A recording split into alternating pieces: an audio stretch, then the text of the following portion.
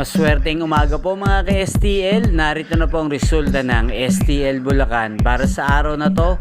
First draw December 8, 2024. Araw ng linggo, naway ang mga natayan nyo pong mga numero kanina ay manalo nawa ngayong umagang ito 11 AM. Kaya kunin nyo na po yung mga tickets.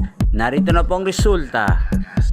Ang mga numerong nanalo sa STL Bulacan ngayong umagang ito, December 8, 2024, 11 AM. First draw result, 7 at 36 in exact order. Sa lahat po ng tumaya kanina sa STL Bulacan para sa first draw ng 7 at 36, congrats po sa inyo. Panalo po kayo. Again, 7 at 36. At ngayong umagang ito sa STL Bulacan, shoutout po natin muli si Ate Melissa. Ate Melissa ng Bulacan, shoutout po sa iyo. Naway ang mga tinatayang mo mga numero sa STL Bulacan, sana ay manalo na po ngayong umagang ito.